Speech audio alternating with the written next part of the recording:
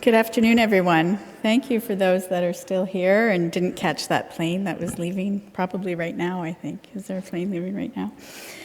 And I can't believe that we're already at our closing. It's gone by so quickly. So for those that haven't come to any of our gatherings in the past, this is usually where I try and summarize what I've heard over the last 2.5 days. So you know what I'm taking back to my office and thinking about as we prepare the final report. So yesterday when I shared my opening comments with everyone, I said that each national gathering has been unique to the people and territory that we're in. And this was certainly the case here in Iqaluit.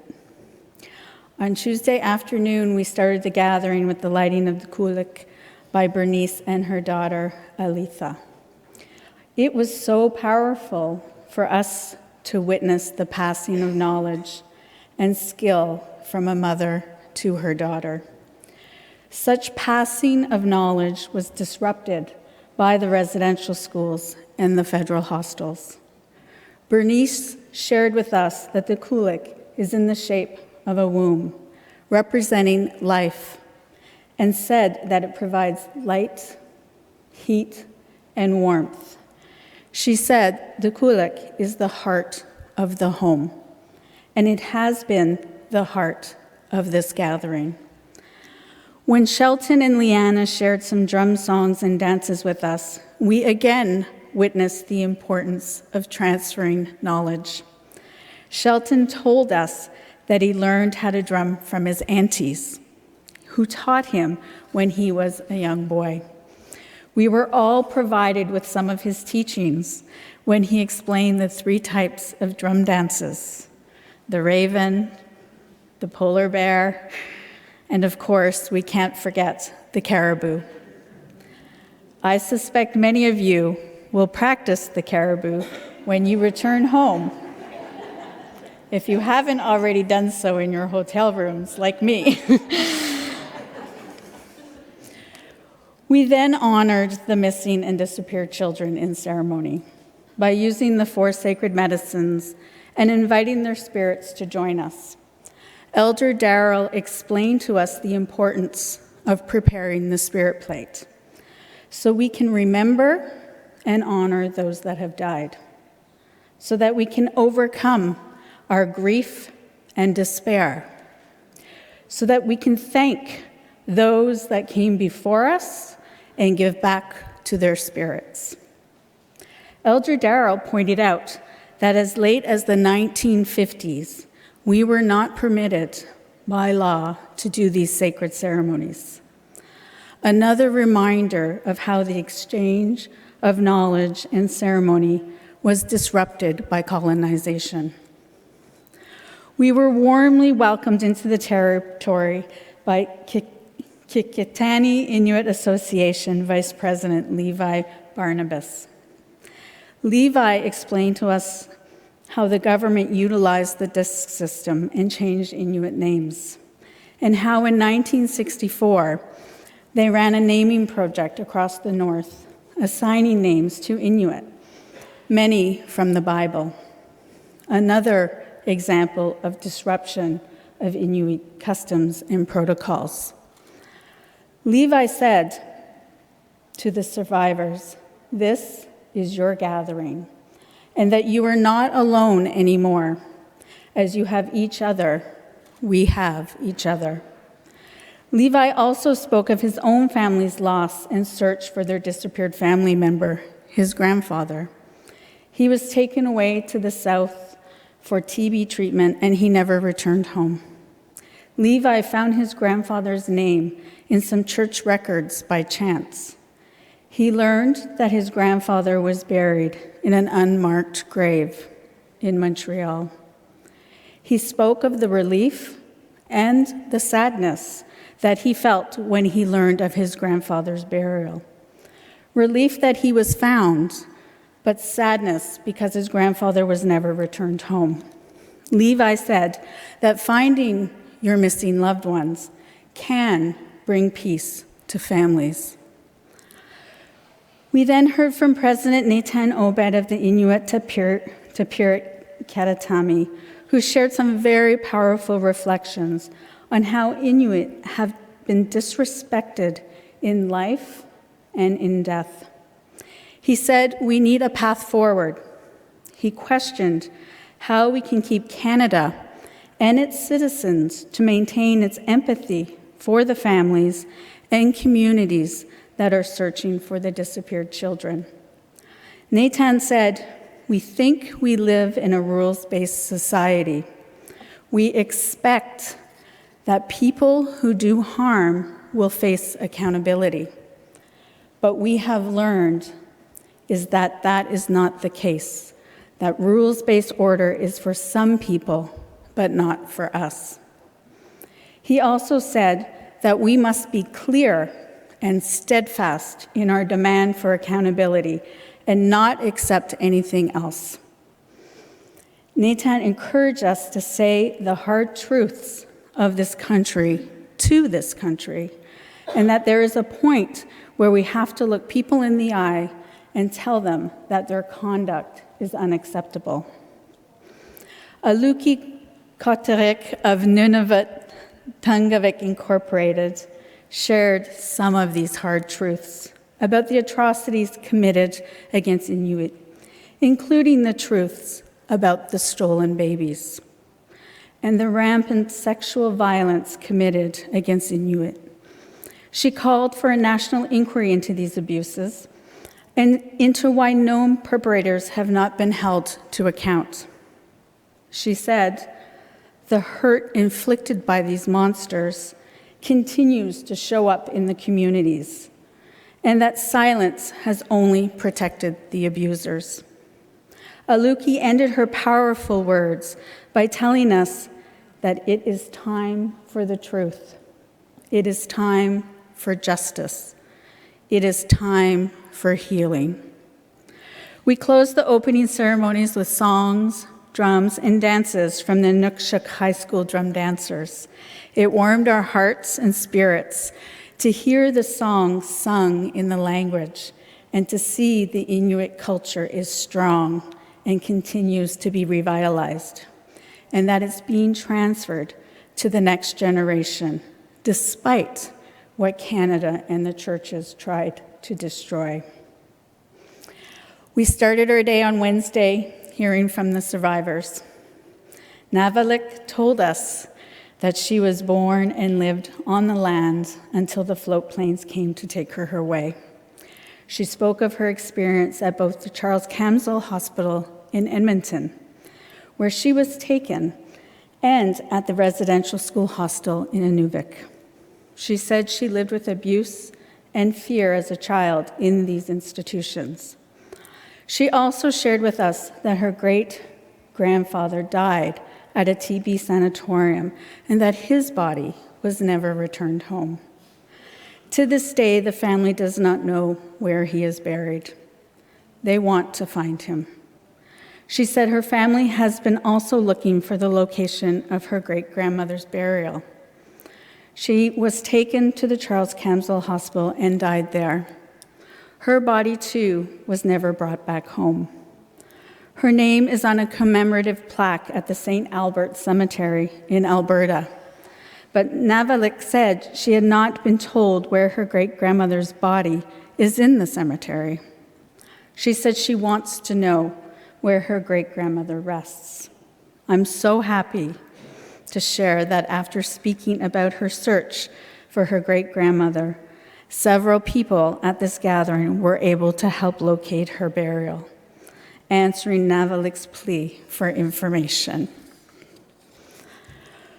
Kublu told us how proud she was able to speak her language, even though she was taken to the Charles Camsell Hospital for 1 year, and then to a residential school in Chesterfield Inlet. Kublu said that in Chesterfield Inlet, they threw our language out the window. She spoke of others that had family members taken south to hospitals and were never returned home. She shared how difficult it is for families to believe their loved ones had died, as they have not been able to see for themselves, as their bodies were never brought home.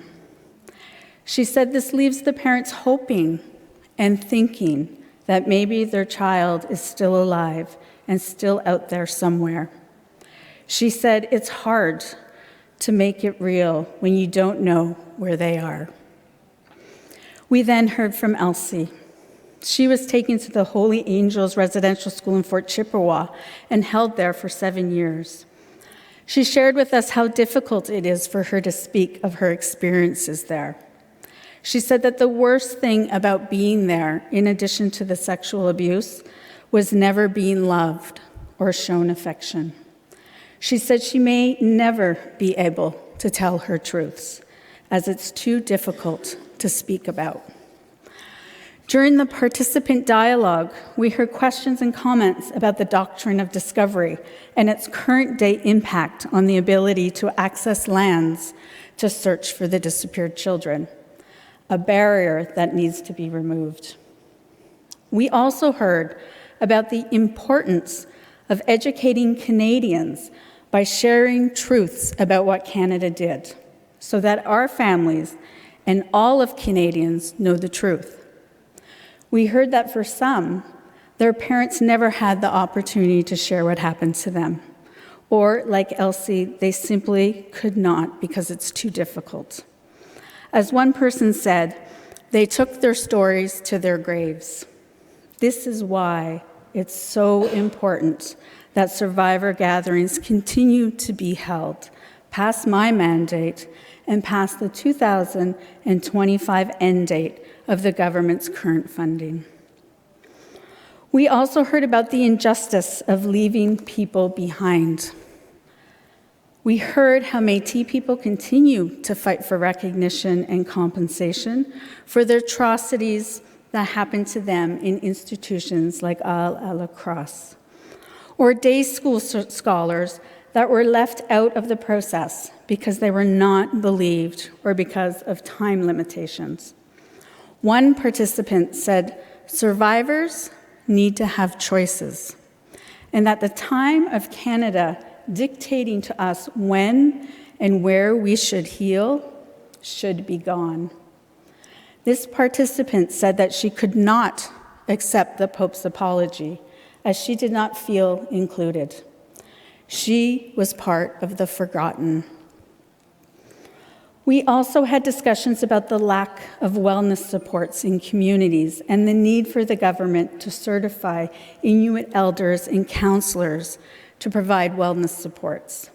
Navalik said, "I want to be with my elders for healing, and that they don't need those fancy papers to provide the kind of support that will help her."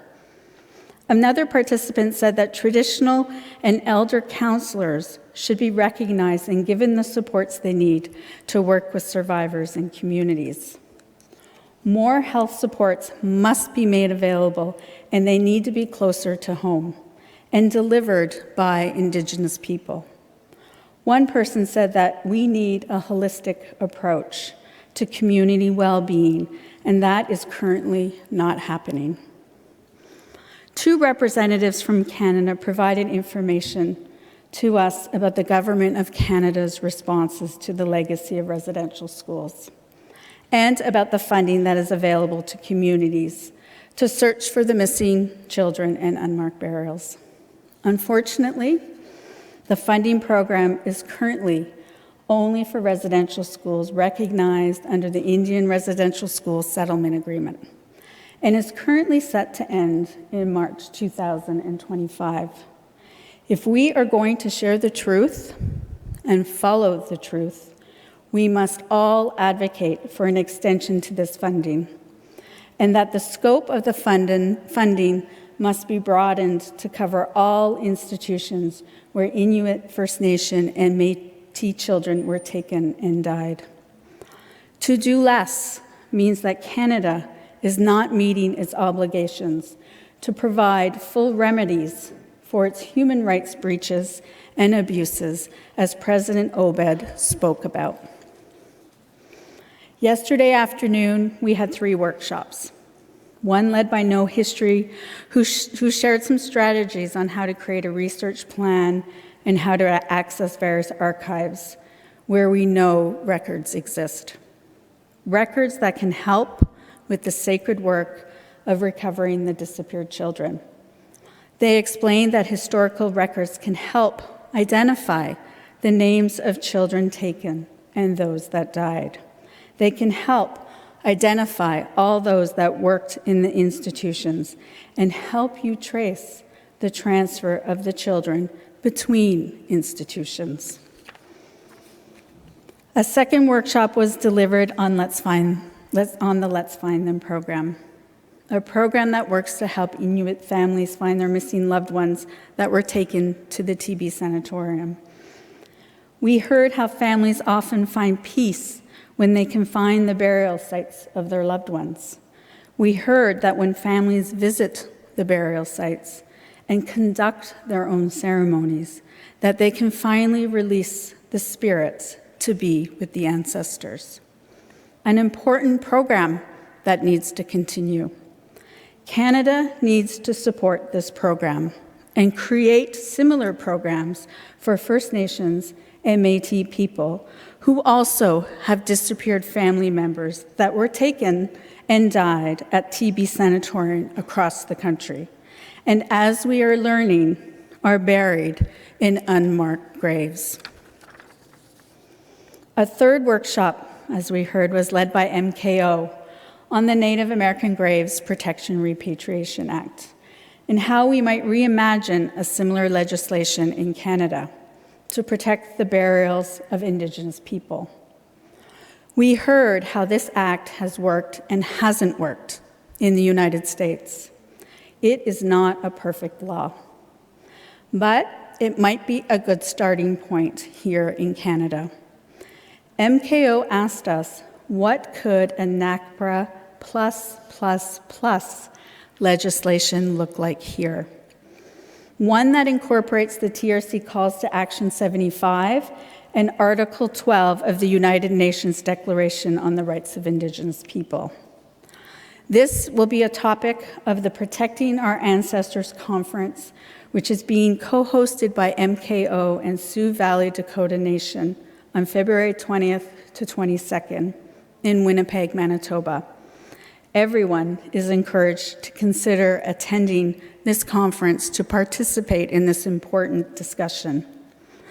We ended the day yesterday by sharing a meal together and with some joy and laughter, medicine for our minds, body, and spirits. All right, I need a sip of water before I go on to today.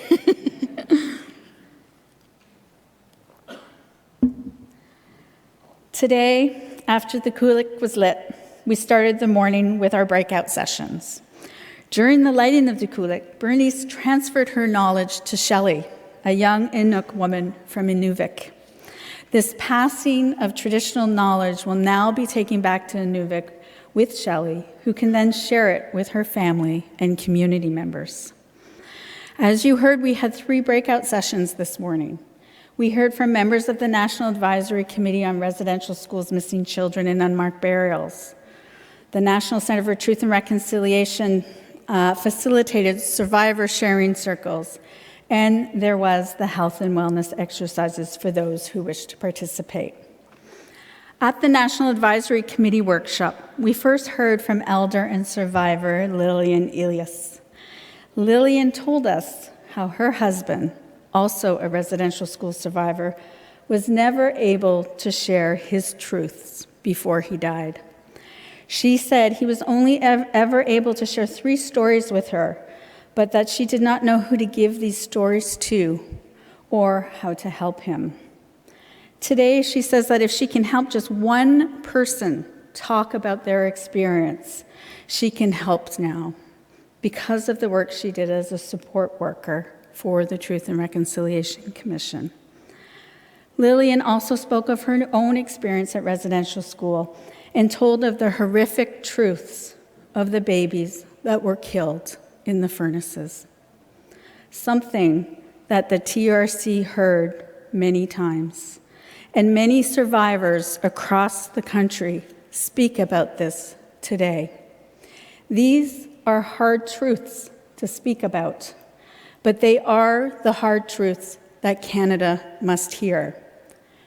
We also heard from the National Advisory Committee member Andrew Martindale, a professor at the University of British Columbia and a member of the Canadian Archaeological Association's working group on unmarked burials.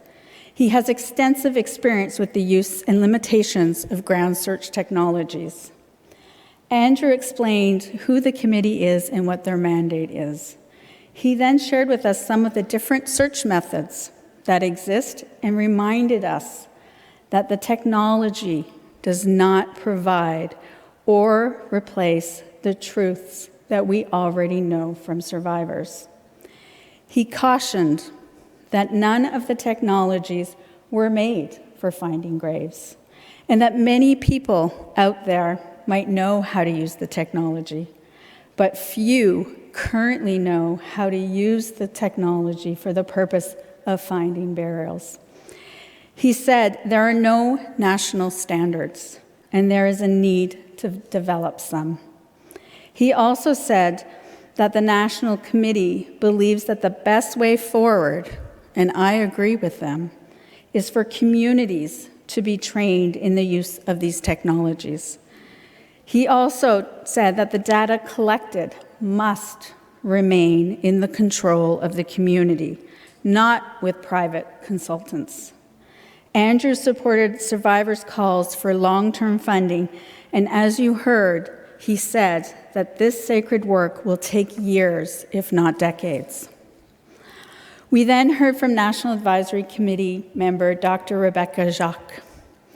Rebecca is Métis, and she may be the only Métis forensic pathologist in the country.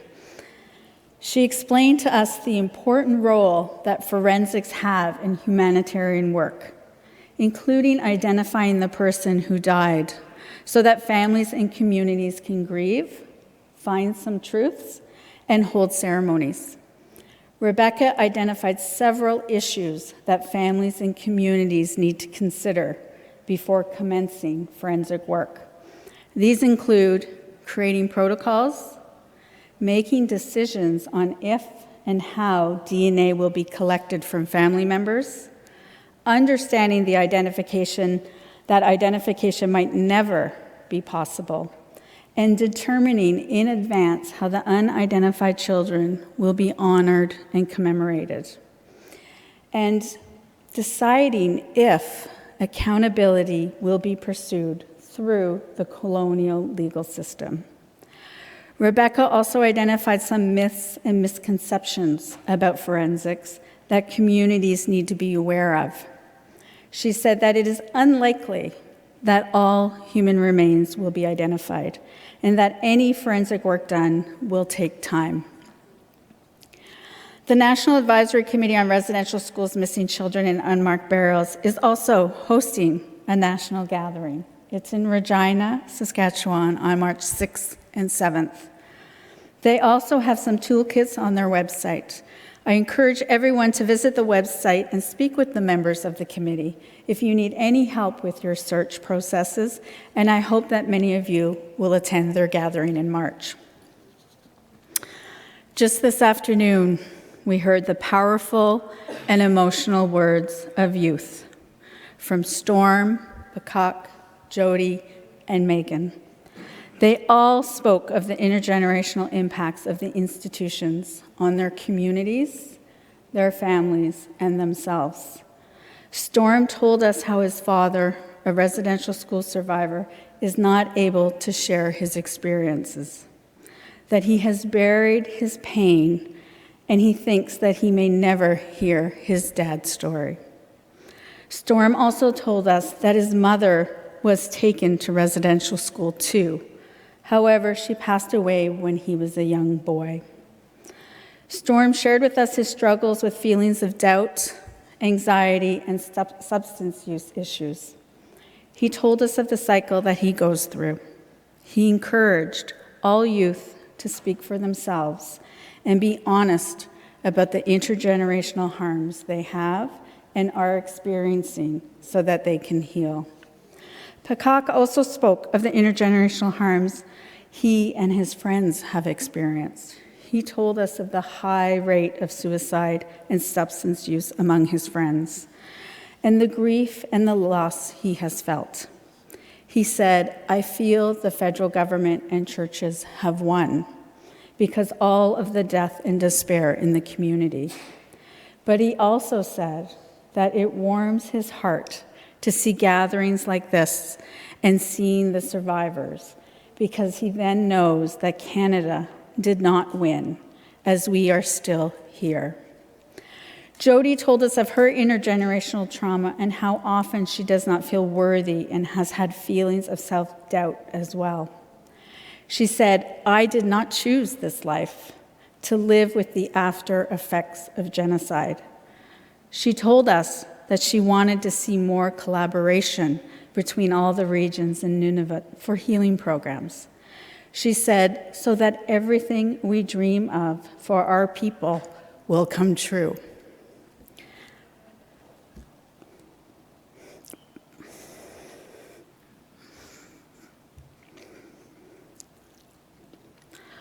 We then heard from Megan. Like the others, she too spoke of her feelings of self-doubt. She said that colonization demanded that we make ourselves smaller. They believed we were less than human. Megan said that we need to bring the history of the institutions out through education so we can understand ourselves. She also told us that we cannot forget all we held on to, despite what Canada tried to take from us. And she said that our ways are ours to nurture and grow and to add on to. I think I speak for everyone here when I say to Storm, Pakak, Jody, and Megan that we love you, and you are making us proud, and you are making your ancestors proud. We also had the opportunity to hear from Star Blanket Cree Nation to learn about the sacred processes and protocols they followed and are following to search for the children at the former Qu'Appelle Indian Residential School in Saskatchewan. They also shared the disturbing findings that they have made to date. We are grateful to hear from those that have commenced the sacred work of searching the grounds, an important exchange of information and knowledge between survivors, between search teams, and between nations. As President Obed said in his comments at the opening dinner, the sacred work of searching for the disappeared children is not a distinction-based issue. We all must work together to find the children, to honor the children, and to hold Canada and the churches to account. As with past national gatherings, it was a full 2.5 days, and I hope that each of you have some knowledge to take some knowledge back with you to your homes and to your home communities.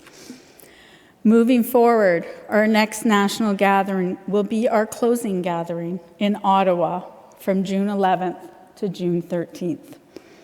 At this gathering, I will be releasing my final report with recommendations to the federal government for the creation of a new legal framework to protect the burials of the disappeared children.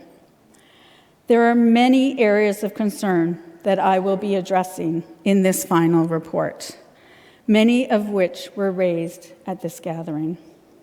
I would like to share 2 things with you today. First, that I believe we need to start speaking of the missing children as having been disappeared by Canada, and that this is a breach of international law.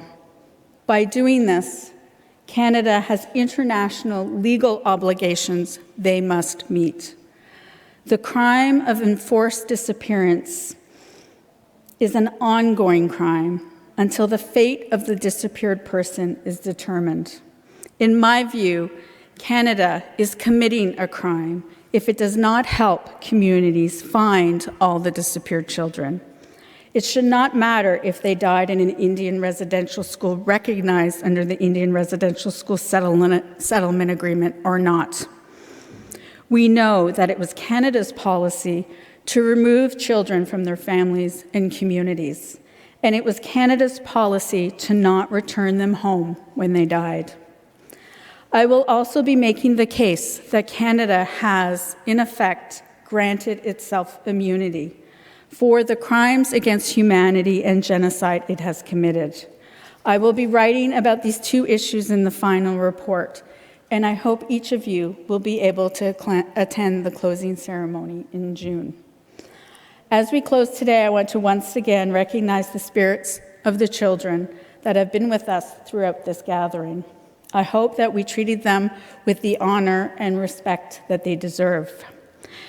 Any medicines and offerings that have been placed on the chair will be cared for and brought to the closing gathering in Ottawa, where we will then gift the chair and its bundle in ceremony to where it can rest. Before we part our ways today, I want to express my gratitude and say thank you to all the speakers and presenters that shared in our conversations. I also want to thank our wonderful co-chairs, Sylvia and Naomi, for guiding us through the agenda and for being so kind and generous with their hearts. Nakumik. Thank you to the Outcrop Group for all the support and guidance you have provided our office in organizing this gathering. And thank you to the health and wellness supports that have taken care of us while here with warmth and love. I also want to thank the hotel staff. It's so great to be in a hotel that's Inuit-owned and operated. They were so kind to us and took such good care of us while we've been here over the last 3 days. Some of us 5 days, some of us 6, and it's been wonderful. I want to acknowledge our small but mighty staff at the Office of the Special Interlocutor who do all this work and work so tremendously hard to pull these gatherings together. And I want to thank them for their continued efforts as we try and get to the end of this mandate. And of course, we could never hold these gatherings without the support and commitment of all the volunteers that help us while we're running these gatherings. I say thank you to the elders and knowledge holders that provided spiritual help leading up to and during the gathering, always guiding us with kindness. I also want to thank Bernice Clark, who was our cultural advisor as we prepared to hold this gathering and who helped us respect and follow Inuit protocols. And finally, I say thank you to the survivors. Thank you for speaking your truths. Thank you for sharing your knowledge. And thank you for leading the country as we continue along this path to recover the children. And as was said on Tuesday night, the world needs you. We need you. And to repeat what Megan said this afternoon, do not let this world dim your light. With that, I say Nakulmik, Marcy Cho, Marcy, thank you. Safe travels, and as the elders have always told us, remember to call your spirits home with you until we meet again.